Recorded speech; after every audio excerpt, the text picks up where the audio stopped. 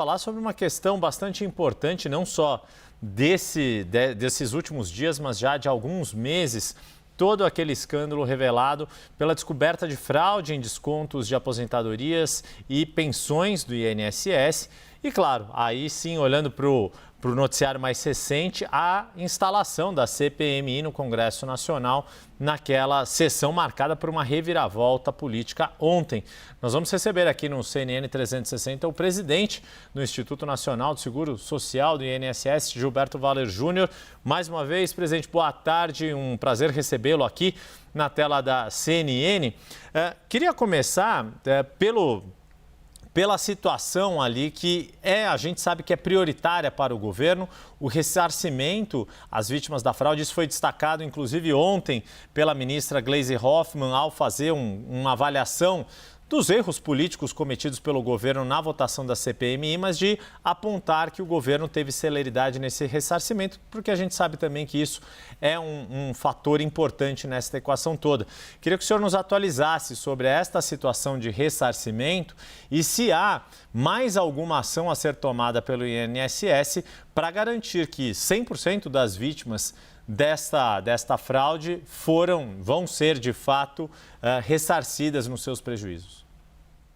Bem, boa tarde, Yuri, boa tarde, Débora, telespectadores, um prazer enorme estar aqui na CNN nessa tarde. Essa questão de ressarcimento é fundamental para até a reparação da imagem do INSS para com nossos aposentados e pensionistas, que é para quem a gente presta o nosso serviço.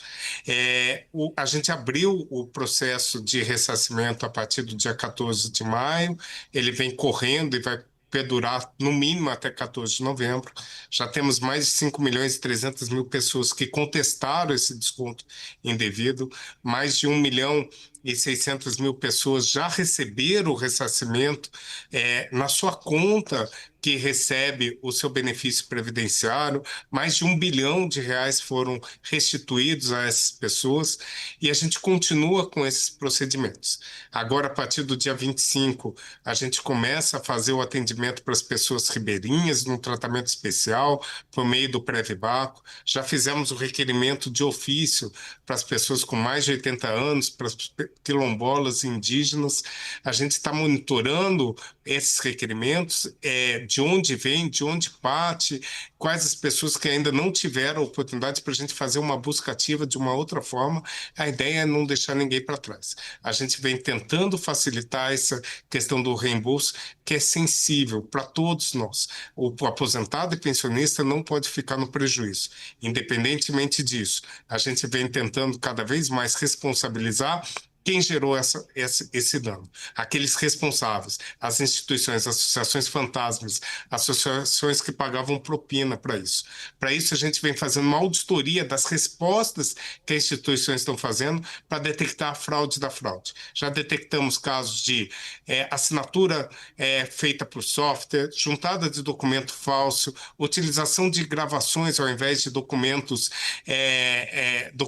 assinados com autorização, e tudo isso vai embasar dois tipos de procedimento. O procedimento de reparar essas pessoas pelo dano e de buscar o patrimônio desses fraudadores para reparar o prejuízo feito a essas pessoas.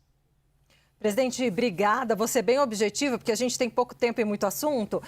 Presidente, eu gostaria de saber o que essa decisão de ontem em relação à mudança na presidência, na relatoria da CPMI do INSS, eu gostaria de saber se muda alguma coisa, se preocupa, porque vocês estão fazendo uma investigação, mas a CPMI também vai fazer uma investigação. E agora está nas mãos dos bolsonaristas.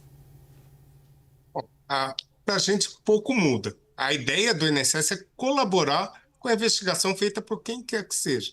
Seja Polícia Federal, CGU, Ministério Público Federal ou mesmo a CPMI. A nossa ideia é esclarecer, passar a limpo o que ocorreu e a gente reparar, mudar o comportamento em relação aos nossos aposentados e pensionistas. Havendo esse espírito público, esse espírito investigativo, esse espírito de defesa do nosso aposentado e pensionista, estamos juntos nessa batalha. Nesse sentido, presidente, o senhor já teve não digo algum contato oficial, mas já há algum tipo de trabalho entre a INSS e os parlamentares, os congressistas que já haviam sido designados para fazer parte da CPI mista, independentemente, não estou falando, né, do presidente, do senador Carlos Viana, nem do deputado relator Alfredo Gaspar, mas digo, em relação a outros integrantes da CPMI, se eles já buscaram algum tipo de contato, de informação para subsidiar essas investigações por parte do Congresso. Não tivemos nenhum contato com nenhum parlamentar sobre essas questões da CPMI. O que o INSS está fazendo é dando o máximo de transparência a todos. E quem buscar a informação vai ter para buscar a melhora para o nosso aposentado e pensionista. Presidente, o INSS suspendeu contratos com a Crefisa. O que foi encontrado de irregularidade? Bom, a Crefisa foi uma das vencedoras, né? Venceu 25 dos 26 lotes para fazer o pagamento da nossa folha para os aposentados, pensionistas e outros beneficiários, e a gente vem recebendo diversas reclamações dos nossos usuários. Diversas reclamações que implicam num calvário, verdadeiro calvário para os nossos aposentados e pensionistas. Dificuldade no atendimento, ausência de caixa eletrônico, impossibilidade de portabilidade, não ter o numerário suficiente para poder pagar os nossos aposentados, fazendo com que eles tenham que ir várias vezes a uma agência da Crefisa para poder receber, empréstimos com juros altos ao invés de empréstimos mais baratos. A gente vinha já fiscalizando a Crefisa, abrindo um processo e verificou que está num estágio que não tem mais condições do INSS conceder à Crefisa a possibilidade de fazer novos pagamentos para os nossos usuários. Ele está suspenso a partir de hoje. A Crefisa não recebe nenhum lote de pagamento, passando para o segundo colocado no leilão para fazer esse tipo de pagamento. A Crefisa corresponde a 25, ela repassou 25 bilhões de reais nesse semestre para os nossos aposentados e pensionistas. Ela é responsável pelo pagamento de 1.700.000 benefícios e não pode continuar atuando assim com os nossos aposentados e pensionistas. O INSS está atuando em defesa dos nossos aposentados e pensionistas. Aquele que tratar mal, que não tratar com dignidade, não merece prosperar um contrato com o INSS.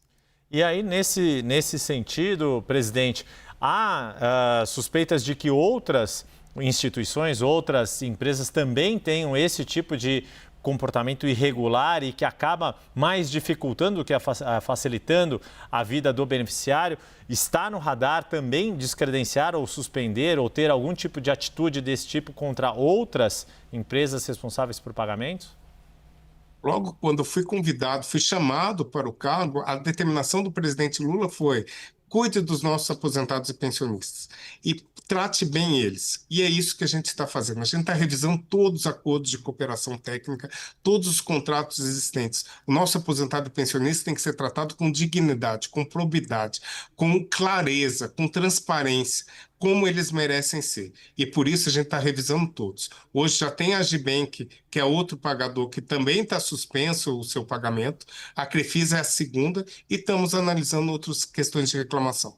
Para isso, estamos fazendo também acordos de cooperação técnica com órgãos de defesa do consumidor, como com a Senacom, para receber as reclamações do PROCON e atender o nosso usuário. A razão do INSS vender a folha, a razão do INSS assinar acordo de cooperação técnico para poder possibilitar consignado é brigar de igual para igual com esses bancos. É possibilitar que o atendimento seja humano, o atendimento seja digno para os nossos aposentados e pensionistas.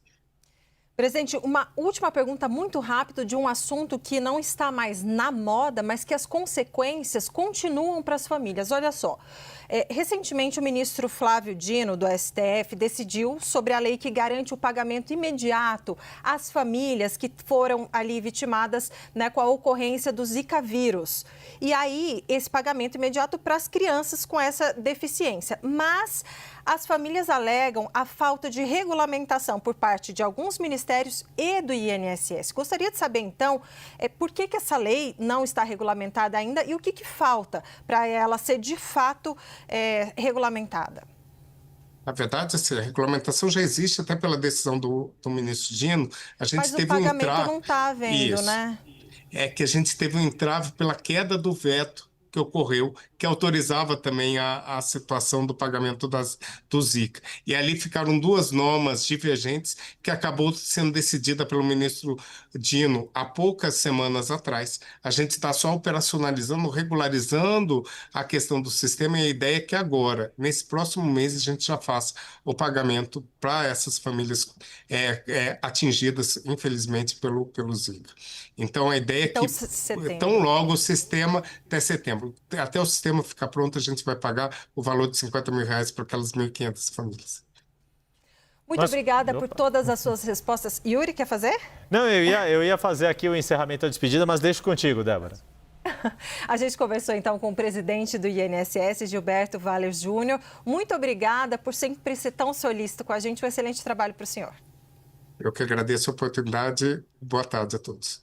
Muito obrigado ao presidente do INSS.